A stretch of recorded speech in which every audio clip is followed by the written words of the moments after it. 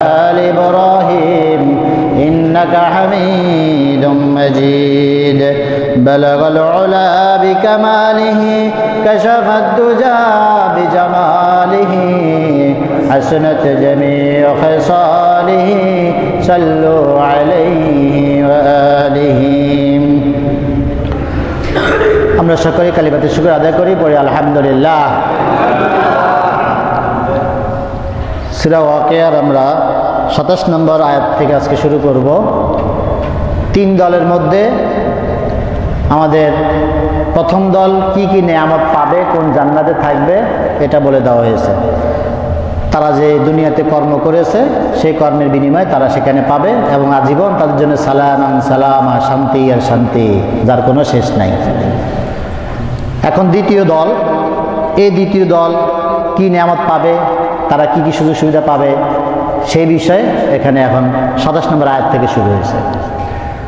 প্রথমে শুরু করলেন ওয়া আসহাবুল ইয়ামিন মা আসহাবুল ইয়ামিন। যে আমি যে তোমাদেরকে এর আগে বললাম ডানপন্থীরা অত্যন্ত সৌভাগ্যবান, তারা কি সৌভাগ্যবান, কি কি নেয়ামত পাবে আল্লাহ বলছেন ওয়া আসহাবুল ইয়ামিন মা আসহাবুল ইয়ামিন। ডানপন্থী তাদের কথা তোমাদের আর কি বলবো আমি, কি সুন্দর কথা, ওয়া আসহাবুল ইয়ামিনে মা আসহাবুল ইয়ামিন। আর ডানপন্থী তাদের সৌভাগ্যের কথা তোমাদেরকে আর কি বলবো, মানে সৌভাগ্য সৌভাগ্য, কথার ধরনটা কি সুন্দর। আমরা সব বলি না ওই আব্দুল্লাহর ছেলে মোহাম্মদের কথা বলতেছো, তার কথা আর কি বলবা, শোনায় সহায় না, বলে না যে সে তো শিক্ষায় দীক্ষায় চরিত্রে তারপরে তার সৌন্দর্যে টাকা পয়সা প্রতিষ্ঠিত হয়ে গেছে, কি একটা ছেলে আল্লাহ তারা দিয়েছে। ঠিক আল্লাহ এরকম বলতেছে, এই বান্দারা এই যে আসহাবুল ইয়ামিনের কথা বললাম একটু আগে, অসাবিকুনা সাইয়্যিদ, তারা তো অনেক অগ্রগামী হয়ে গেল। দ্বিতীয় যে পথটা থাকবে, যে দলটা থাকবে আসহাবুল ইয়ামিন মা আসহাবুল ইয়ামিন, কি বলবো তাদের সৌভাগ্যের কথা, তারা তো সৌভাগ্য সৌভাগ্য, তাদের কপালে তাদের কি কপাল। এক নম্বর বলতেছেন ফি সিদরি মাখদুদ, এদের এক নম্বর হচ্ছে এরা দণ্ডায়মান অবস্থা থাকবে, বসা না। দেখেন সম্মান ক্লাসিফিকেশন কি সুন্দর। যারা আল্লাহর অগ্রগামী দল থাকবে, এক নম্বর দল, তাদের হবে বসা, মুত্তাকিইনা আলাইহা মুতাকাবিলিন, এরকম স্বর্ণখচিত চেয়ারে আসনে বসা থাকবে হেলান দিয়ে মুখোমুখি। দ্বিতীয় দল যারা ডানপন্থী, ডান দল, তারা কিন্তু ওই সাহাবিগুণের যারা তাদের সমান নয় মর্যাদা, এই জন্য থাকবে প্রথমে দাঁড়ানো অবস্থায়, কিন্তু দাঁড়ানো থেকে তারা অনেকগুলো নিয়ামত পাবে। জান্নাতে ঢুকার আগে দাঁড়ানো থেকে অনেকগুলো নিয়ামত পাবে। এক নম্বর নিয়ামত কি, ফি সিদরিন মাখদুদ। সিদরুন মানে হচ্ছে বড়ই, বড়ই আমরা বড়ই খাই না, কুল। আরসানা রাসূল মেরাজে গেছিলেন, ইনদা সিদরাতিল মুনতাহা, ওই সর্বশেষ কুল গাছের নিকটে গিয়া জিবরাইল আলাদা হয়ে গেছে, রাসূল আলাদা চলে গেছে। এই সিদরাতুল মুনতাহা, সিদরুন মানে হচ্ছে বড়ই গাছ। তাআলা বলছেন এক নম্বর হচ্ছে এরা কি পাবে, বড়ই পাবে, বড়ই গাছ পাবে, ফি সিদরিন মাখদুদ। এবং এমন বড়ই গাছ, যেই বড়ই গাছের বড়ই ছিটতে গেলে কোনো কাঁটা হাতে লাগবে না, মানে ওই বড়ই গাছে কোনো কাঁটা থাকবে না, ওই বড়ই গাছে কোনো কাঁটা থাকবে না। এখন বলতে পারে যে পৃথিবীর সামান্য একটা বড়ই, এটার এমন কি সুস্বাদু, এমন কি গুণ আছে যে আল্লাহ জান্নাতের মধ্যে এই ডানপন্থীদের প্রথম নেয়ামতের কথা বলছে তারা বড়ই পাবে। তাফসীরকারগণ লিখছেন যে আপনারা তো শুধু বাংলাদেশে বসে আছেন, যারা পৃথিবী ভ্রমণ করে, পৃথিবী জান্নাতের কুল তো দূরের কথা, ওরা তো কল্পনা করা যায় না। পৃথিবী তো এমন এমন দেশে কিছু কিছু দেশের বড়ই আছে যাহা একবার মুখে দিলে আপনি ওই স্বাদ জীবনে ভুলতে পারবেন, এত টেস্ট বড়ইটা, এত টেস্ট মজা। যেমন বাংলাদেশের কথাই বলি, আজ থেকে 10 বছর আগে আপেল কুল কেউ চোখে দেখছে? দেখেনি। নতুন বের হয়েছে না, আপেলের মতো কি কালার, দেখলেই তো মনটা জুড়ে যায়, এত সুন্দর কালার। কত ধরনের কুল বের হয়েছে এখন।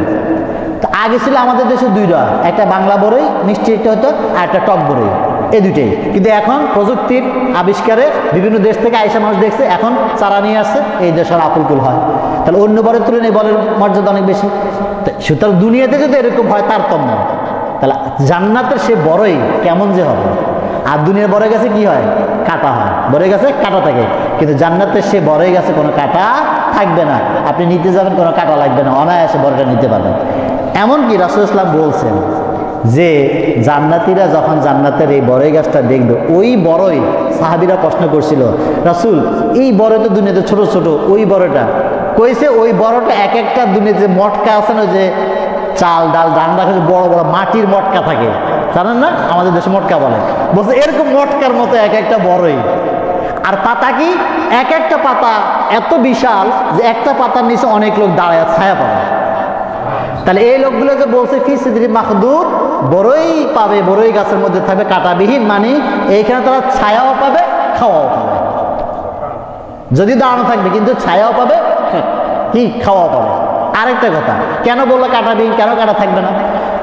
আমরা হাতি চিনি না, হাতি, হাতি দেখবেন সব গাছের নিচে দিয়ে যাবে, বড়ই গাছের নিচে দিয়ে যায় না। কারণ বড়ই গাছের ছোট ছোট কাঁটাগুলো আছে, এগুলো যখন পড়ে থাকে হাতির পায়ে যখন বিঁধে খুব ব্যথা পায়, কারণ হাতের পায়ের তালু খুব নরম, এই জন্য হাতি যায় না। তার মানে হচ্ছে বড়ই গাছে যদি কাঁটা থাকে, ওই কাঁটার নিচে থাকার সম্ভাবনা থাকে, তখন এটা মানুষের পায়ে ফুটায়। আল্লাহ বলছেন কাঁটাবিহীন বড়ই গাছ, মানে এই ডানপন্থী যারা থাকবে তারা বড়ই গাছের নিচে ছায়া থাকবে, যেহেতু ছায়া দাঁড়াবে, তাহলে ওই বড়ই গাছে যদি কাঁটা থাকে, তাহলে কাঁটা যদি নিচে পড়ে তাহলে কাঁটা পায়ে যাবে, এই জন্য কাঁটাবিহীন বড়ই গাছ, পায়ে কাঁটাও বিঁধবে না, এত শান্তি জায়গা থেকে যাবে। তাহলে এদিকে ছায়া, এদিকে খাওয়া, দুইটা ব্যবস্থা। যে অথচ ওই দিন মানুষের সূর্য থাকবে 1 বিঘা দুপুরে, সেখানে তারা এই ডানপন্থীরা বড়ই গাছের ছায়ার নিচে চলে যাবে। একসাথে দুই কাজ, ছায়া এবং খাওয়া, দুইটা দিয়ে দিল আল্লাহ, এক নিয়ামত। আর আগের আলাদাদিকে কি, সোনার খচিত আসনে বসে বসে কি মজা করবে। আর এরা দাঁড়ানো থাকবে কিন্তু ছায়া থাকবে, খাওয়া থাকবে। তারপরে বললেন অতলহীন মামদুদ, শুধু যে বড়ই খাবে তা কিন্তু না, বেহেশতের ফল কি কি দেখেন। এই জন্য দুনিয়াতে দেখবেন এই ফলগুলার গুণ অনন্য গুণ। দ্বিতীয় বললেন অতলহীন, তলহুন মানে হলো কলা, কলা বেনানা, মামদুদ মানে থোকায় থোকায়, কলা গাছে কলা ধরে কিরকম ফাঁকনা ফাঁকনা না, থোকায় থোকা থাকে না, আল্লাহ বলে দিয়েছে জান্নাতের তারা দেখবে কলা পাবে থোকায় থোকায়, থরে থরে সাজানো, কাদি কাদি সাজানো। এদিকে মানে কাদি বলে না, কলার কাদি বলে না, কলার কাদি, আমাদের দেশে বলে কলার হানা। একেবারে থরে থরে সাজানো থাকবে কলা গাছ। সেই কলা কি আমাদের দুনিয়ার এই মালভোগ কলা না সাগর কলা? ওই এক কলা খাইয়েই তো আমরা কয়েকদিন কেটে দেবো, আপনার খিদে লাগবে না, এমন সুস্বাদু কলা, তার ঘ্রাণ, তার রং কিরকম। এরপরে বললেন অজিল্লিম মামদুদ, দুনিয়াতে দিয়েছেন অজিল্লিম মামদুদ, ওইখান থেকে তো সৃষ্টি। আসলে দুনিয়ার যত নিয়ামত যেগুলো দেখতেছেন এগুলো তো শুধু দুনিয়া না, এর মূল কিন্তু গাথা কিন্তু জান্নাতের সাথে। মূল সম্পর্ক কোথায়? জান্নাতে। কারণ আদম এবং হাওয়া সৃষ্টি হওয়ার কথা জান্নাতেই ছিল, জান্নাতে এই নিয়ামতগুলো খাইছে। এখন ওইখান থেকে দুনিয়াতে যখন আসছে তাহলে ওই নিয়ামতগুলো মিস করবে, খাবে কি? আল্লাহ ওই জন্য আগে ওই জান্নাতে যে নিয়ামত আছে তার কিছু চিন্তা দুনিয়াতে দিয়েছে, ওই প্রকারটা দিয়েছে। হয়তো স্বাদ, গন্ধ, আকৃতি ভিন্ন হবে, কিন্তু ওই নিয়ামতগুলো দুনিয়াতে আল্লাহ দিয়ে রয়েছে, যাতে মানুষ বুঝতে পারে যে এইখানে সাময়িক জন্য খাচ্ছি, এইখানে মজাটা কম, কিন্তু ওইখানে আরো বেশি মজা পাবো, যাতে মানুষ উৎসাহী হয় জান্নাতে যাওয়ার জন্য। তাহলে দুনিয়ার একটা মালভোগ কলা 40 টাকা হালি কিনেন না এখন, 40, 45, 50 টাকা হালি মালভোগ কলা, ছোট ছোট একটা কলা, কি সুস্বাদু, পাগল মানুষ খাওয়ার লেগে। আর ওই দেশে ওইখানে ওই কলা কত সুস্বাদু হবে, তাহলে সেটা পাওয়ার জন্য আমাদের আগ্রহ থাকা উচিত। অজল্লিম মামদুদ, আর থাকবে বিস্তীর্ণ ছায়া। অর্থাৎ এই ডানপন্থীরা যত লক্ষ মাইলে হোক না কেন, যদি আমরা শুনি কাল কিয়ামতের ময়দানে তামার জমিন আর মাথার উপরে সূর্য চলে আসবে, মানুষ নিজের ঘামে নিজে ডুবে যাবে, নিজের ঘামে নিজে ডুবে যাবে, নিজের মগজ গলে নিজে ডুবে যাবে। সেইখানে এই ডানপন্থীরা থাকবে জিল্লিম মামদুদ, লক্ষ লক্ষ মাইল শুধু ছায়া থাকবে, ছায়া, বিস্তৃত ছায়া, এবং সে ছায়াটা হলো শীতল ছায়া। এমন ছায়া না যে ঠিকই ছায়া আছে, যেমন আমাদের যখন চৈত্র মাস আসে বা গ্রীষ্মকাল আসে ছাদ ঠিকই আছে, এমন গরম পড়ে মনে হয় ছাদ থেকে আগুন ছাড়ে না, এরকম ছায়া না, ছায়াটা হবে শীতল ছায়া। ওই সৌদি আরবে দেখা যায় যে বিভিন্ন নামাজের সময় যখন ছায়াগুলো দেয় তখন এসির বাতাস ছায়া দেয়, ঠান্ডা বাতাস, ঠিক উপরে রোদ আছে কিন্তু বাতাসটা ঠান্ডা লাগবে, অর্থাৎ এসি ছায়া দেয়। ঠিক আল্লাহ সাইডে এরকম দিবে যে ছায়াও থাকবে, উপরে সূর্য থাকবে, ছায়াও থাকবে, আবার এই সাথে শীতল ছায়া। কি নিয়ামত! অমাই মাসকুব, কাল কিয়ামতের ময়দানে প্রধান কষ্ট মানুষের শুরু হবে রোদ আর হলো তৃষ্ণা। কারণ গরম লাগলে তো মানুষের তৃষ্ণা লাগে, সেই ক্ষেত্রে আল্লাহ বললেন, প্রথমে ফল বললেন, ফল খাবে। দ্বিতীয়ত অমাই মাসকুব, প্রবাহমান পানি আর পানি, পানি আর পানি। এখন অনেকে মনে করতে পারে যে বলছে কিয়ামতের ময়দানে তো কাফেররা, জাহান্নামী যারা, তারা পানি পানি করে চিল্লা মরে যাবে, পানি পাবে না, নিজের ঘাম নিজে খাবে। তো এখান থেকে বলছে প্রবাহমান পানি, আর পানিই থাকবে, অসংখ্য পানি থাকবে, এখান থেকে খাই আসতে পারবে না। পাহারাদার থাকবে। কে থাকবে? পাহারাদার আছে, পুলিশ আছে, আর্মি আছে, পিটাবে। এগুলো অন্য আয়াত আছে, পিটাবে, বলবে আহ জান্নাতি, আহ আমার ভাই, তুমি না আমার বাবা ছিলা, তুমি না আমার মা ছিলা, তুমি না আমার দোস্ত ছিলা, দুনিয়াতে কত উপকার তোমার করছি, একটু দাও না, একটু দাও না। জান্নাতীরা তখন বলবে যে হারামাল্লাহুল আল্লাহ, এই জাহান্নাম যে আল্লাহ হারাম করে দিয়েছেন, তোমাদেরকে দেওয়া হবে না। দেখবে তার সামনে তার ভাই, তার সন্তান, তার স্ত্রী, তার বন্ধু পানি খাচ্ছে, আরে তৃষ্ণা মারা যাচ্ছে, নিতে পারবে না। আর যা ডানপন্থী থাকবে, পানি আর পানি, প্রবাহমান পানি, বন্ধ হবে না। যে এত লক্ষ মানুষ নিয়ে গেলে না জানি কম পড়ে যায় না, চলতেই থাকবে ঝর্ণা, কন্টিনিউ, কোনো বন্ধ হবে না, সদা প্রবাহমান পানির ঝর্ণা থাকবে। ওয়াফাকিহাতিন কাসীরা, অসংখ্য ফল, কত ধরনের ফল তোমরা খাইতে চাও, সব ধরনের ফল আল্লাহ তাআলা দিয়ে রাখবে। লা মাকতুয়াতিন ওয়ালা মামনুয়া, এমন ফল যেই ফল মাকতুয়াতিন কাটা মানে শেষ হবে না, ওয়ালা মামনুয়া ওই ফল নিতে কেউ বাধাও দিবে না। ব্যাখ্যা করছে এইভাবে, লা মাকতুয়াতিন মানে কর্তনযোগ্য নয়, মানে হচ্ছে অর্থাৎ এটা কখনো শেষ হবে না। দুনিয়াতে যেরকম এখন যেমন এই যে সামনে গ্রীষ্মকাল আসতেছে, গ্রীষ্মকালে কি পাওয়া যাবে? আম পাওয়া যাবে। বৈশাখ মাসে, জ্যৈষ্ঠ মাসে আম, লিচু পাওয়া যাবে। কিন্তু আপনি কি শীতকালে আম, লিচু পাওয়া যাবে? পাওয়া যায় না। মৌসুম শেষ, ফল শেষ, আবার নতুন মৌসুম, নতুন ফল। জান্নাত এরকম নয়, দুনিয়ার মতো নয়। ওটাতে আপনার কোনো মৌসুম নাই। জান্নাত কি আমাদের দেশের মতো 6 ঋতু হবে নাকি? কোনো ঋতু আছে? না, ওখানে কোনো ঋতু নাই, সদা সর্বদা একই আবহাওয়া, সদা সর্বদা যত রকমের ফল আপনাকে, সব রকমের ফল আছে, কিসের মৌসুম আর কিসের অমৌসুম, শেষ হবে না। যে আপনি মনে করতে পারেন যে এখন তো তালের সময় না, এখন তো লিচুর সময় না, এখন তো আমের সময় না, যখন চাইবেন তখনই সেই ফল পাই যাবেন। শুধু চাইতে দেরি পাইতে, মন শুধু চাইবে যে এই ফলটা খাইতে চায়, সাথে সাথে রেডি, কোনো মৌসুমের অপেক্ষা করা লাগবে না। লা মাকতুয়াতিন ওয়ালা মামনুয়া, দুনিয়াতে আরেকজনের গাছের থেকে বড়ি পাইকা আছে, খাইতে মনে চায়, ঢিল দিলে দৌড়ানি মারে, এই চোর দেয় পিটানি। আবার আপনার গাছে অনেক ফল ধরছে, পাশের বাসার একজনের গাছ নেই, তার বাচ্চাটা আপনার এখানে গাছ ফল নিতে আসে, আপনি দৌড়ানি নামলেন। এখানে একটা শিক্ষা আছে যে লা মাকতুয়াতিন ওয়ালা মামনুয়া, জান্নাতের গুণ হচ্ছে কেউ বাধা দিবে না। ফসল আছে, ফল আছে, খাইতে থাকো, খাইতে থাকো, দিতে থাকবে, কেউ বাধা দিবে না। এখান থেকে একটা শিক্ষা হচ্ছে জান্নাতি মানুষের গুণাগুণ হচ্ছে নিজের যে খাওয়া দাওয়া থাকবে, নিজের যে ফল ফলাদি থাকবে, এখান থেকে কাউকে বাধা দিবে না। যদি কেউ আসে চায়, আপনি তাকে ফিরিয়ে দিবেন না। এটা একটা গুণ জান্নাতীদের। বরং যে ব্যক্তি এই গুণ অবলম্বন করবে হাদিসের ব্যাখ্যা মতো, তাহলে সেই ব্যক্তি ওই জান্নাতের ওই ফলটা পাবে, যে অপরিসীম ফল পাবে। কারণ দুনিয়াতে সে কাউকে বাধা দেয়নি, মানুষকে অকাতরে বিলিয়ে দিয়েছে, আল্লাহ জান্নাতে তাকে অকাতরে দিয়ে দিবে।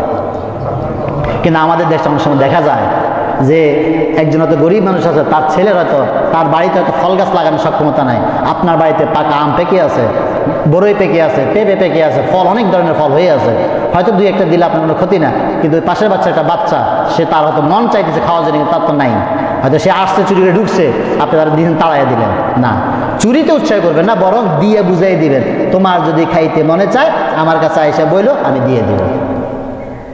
এই জন্যই আর ওই যে ওসর, যে ফসলের জাকাত, এবং ওইখানে আল্লাহ তাআলা বলছেন ওই আয়াতের মধ্যে, যখন তোমরা ফসল কাটো, ঘরে তোলো, এমনকি ওয়ারিশ সম্পত্তি যখন বন্টন করো, তখন যদি আশেপাশে কোনো প্রতিবেশী চলে আসে, হয়তো সে তোমার ওয়ারিশ না, তোমার কোনো আত্মীয় না, সে তোমার প্রতিবেশী, কিন্তু এইখান থেকে সে তোমার সম্পদ দেখা, খাওয়া দেখা, ফল দেখা, তার মনে চাইতে পারে আমার যদি একটু খাইতে পারতাম, আমার যদি সম্পদটা একটু থাকতো।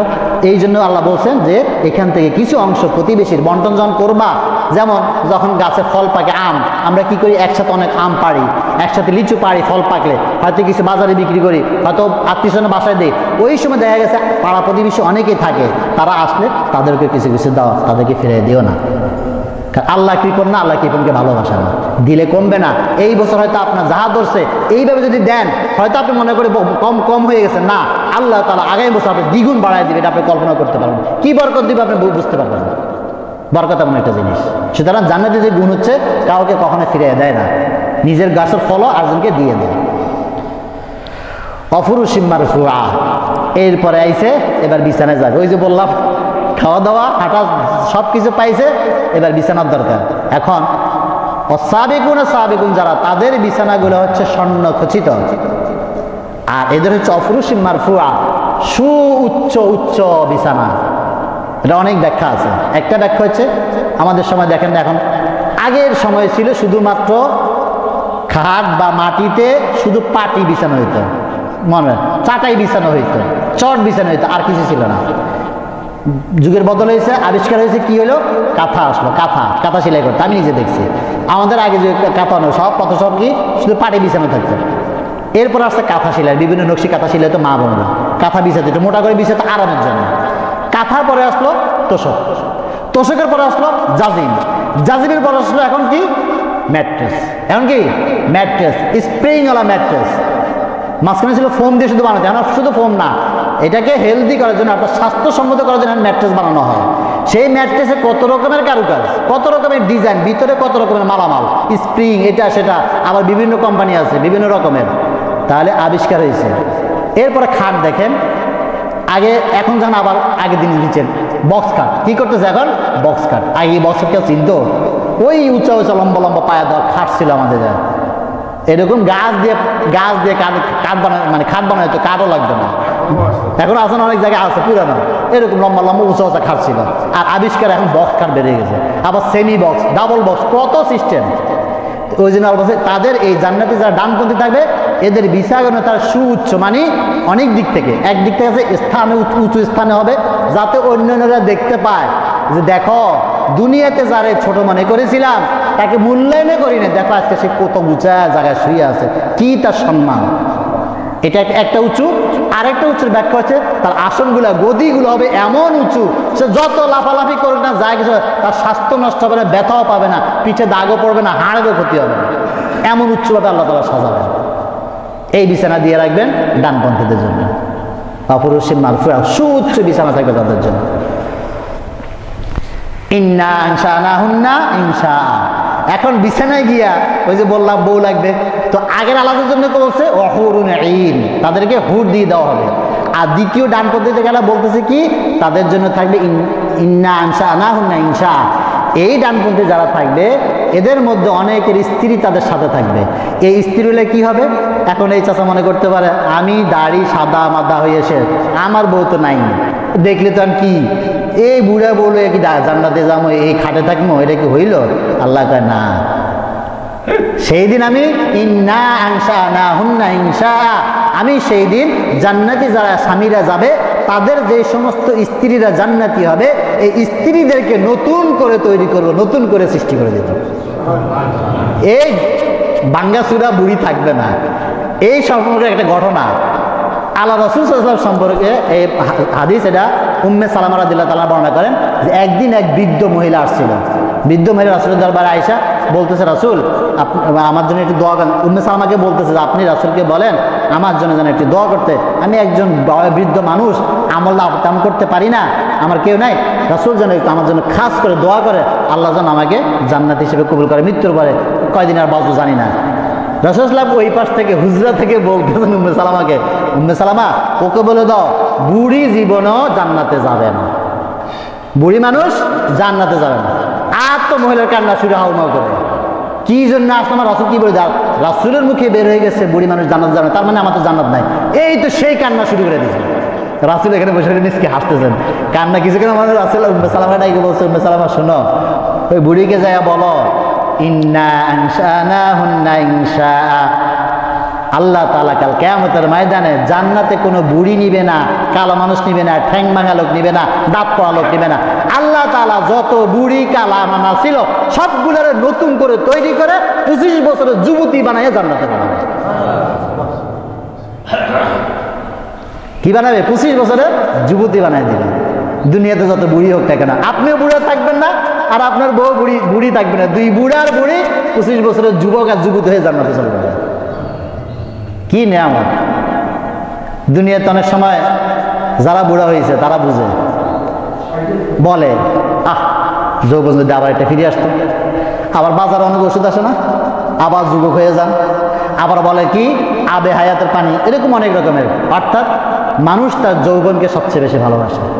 মানুষ চায় আমি আজীবন যুবক থাকি, যুবতী থাকি। মার্কেটে লাগে দেখবেন বা গাড়ি ঘোড়া অনেক সময় খেয়াল করবেন, যদি একজন মধ্য বয়সের যুবক যেমন আমার মতো দুই একটা চুলটুল পাকছে, যদি চাচা বলে ডাক দেন দেখুন রাগ হয়ে যায়, হয় না? যদি চাচা বলেন এই আঙ্কেল তাই তুমি আমার আঙ্কেল বললা কেন, আমি কি বুড়ে গেছি নাকি? মানে মানুষ কখনো বৃদ্ধ হতে চায় না, সে তার যৌবনকে ভালোবাসে। আবার এই দাড়ি পাকা বুড়ারা যদি বলেন ভাইয়া আপনি কেমন আছেন, আপনাকে তো খুব স্মার্ট লাগে, দেখবে সেই খুশি, যদিও এখনো সে 80 বছরের বুড়া, কিন্তু সেই খুশি। আর দাদারা যদি কোন দাদা বিয়ে একটা করাবো, আরে দাদা তোর বুঝতে বুঝতে নাতি আমার, সেই খুশি। অর্থাৎ মানুষ বৃদ্ধ হয়েও যৌবনটাকে সে ভুলতে চায় না, সে চায় যে আমি আজীবন যুবক থেকে যৌবনকালটাকে ভালোবাসি। এই জন্য আল্লাহ বলছেন আমি তোমাদেরকে আবার যুবক বানায় দিব, আবার যুবতী বানায় দিব। বুড়া যত বুড়ো হয়ে তুমি মারা যাও না কেন, যদি জান্নাতি হতে পারো, এ ডানপন্থী হতে পারো, আর সাবুল ইয়ামিন হতে পারো, তোমাদেরকে আবার পূর্ণ যৌবন দিয়ে আবার আমি নতুন করে বানায় দিব। এই যে আনসানা হুন্না ইনশাআল্লাহ, নতুন করে বানানো মানে কি? অর্থাৎ আপনার যে দেহ গঠন আছে টোটালটাই নতুন করে বানানো হবে, টোটালটাই নতুন সৃষ্টি, কোনো পুরান না যে পুরান মানে পুরান ঢেউটিন গৈসের মেজা পয়সা করে দিলাম, রং করে দিলাম, না, সৃষ্টিটাই নতুন করে দিতে হবে। তার মানে আপনার পুরা শক্তি, পুরা মেধা সবকিছু নতুন করে হয়ে যাবে, পুরা সৌন্দর্য নতুন করে হয়ে যাবে। ওই দিন আল্লাহ স্পেশালি এটা নিজে বানাবে। কে বানাবে? আদম আর হাওয়ারে কে বানাইছিল? ফেরেশতা। মাটি দিয়ে কে বানাইছিল? ফেরেশতা। ফেরেশতারা বলছে মাটি নিয়ে আসো, মাটি দিয়ে বানাইছে। এই জন্য দেখবেন আমাদের সব মানুষের গঠন একরকম নয়, কারণ ফেরেশতারা বানাতে গিয়ে কারো ছোট কারো বড়, একটু বাঁকা একটু তাড়া করে ফেলছে। এই আমি আজকে জুমার নামাজ পড়াইতে গিয়ে আমার এই কথাটা মনে উঠছে, বুঝার জন্য আপনাদেরকে বলি। এই যে মুখে যে কথাটা বলতেছি দেখবেন সবার কথা একরকম না। কেন? এই যে মুখের চামড়াটা কারো পাতলা, কারো মোটা, কারো বেশি মোটা। দেখবেন যার চামড়া যত বেশি পাতলা তার কথা তত বেশি স্পষ্ট হয়, যার এই চামড়া যত মোটা হবে তার কথা তত অস্পষ্ট হবে, ভিতর থেকে স্পষ্ট ক্লিয়ার বের হবে না। এটা কে বানাইছে? ফেরেশতারা যে ডলে ডলে বানাইছে না, এ বানাইতে গিয়ে কোনোটা কম, কোনোটা বেশি, কোনোটা বাঁকা, কোনোটা চাড়া হয়ে গেছে। অনেক মানুষের পা ছোট খাটো আছে না, অনেক মানুষের এক পা লম্বা এক পা খাটো। কিন্তু কালকে আমাদের ময়দানে এই ডানপন্থী যারা জান্নাতি যারা যাবে, ইন্না আনসানা হুন্না ইনসানা, কোনো ফেরেশতা দিয়ে না, আল্লাহ ডাইরেক্ট অর্ডার দিয়া নতুন করে বানাই দিবে। এই জন্য কারো কম বেশ হবে না, সব সমান হবে, সব সমান করে দিবে। এটা আসতে সামনেই আছে যে সব সমান হবে। কি নিয়ামত আল্লাহ দিবে। ফাজআলনাহুন্না আবকারা, শুধুমাত্র যে তোমাদের বউদেরকে নতুন করে বানায় দিব, সুন্দর বানায় দিব এতটুকু যুবতী না, ফাজআলনাহুন্না আবকারা, কুমারী বানিয়ে দিব, কুমারী।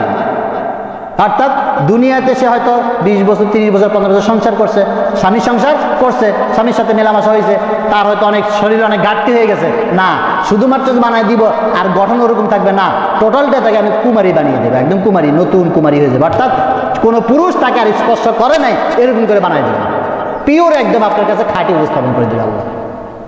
তাহলে বউটারও ওরকম আমল শেখানোর দরকার আছে নাকি? আপনি কি স্ত্রী সহ জানাতে যেতে চান না?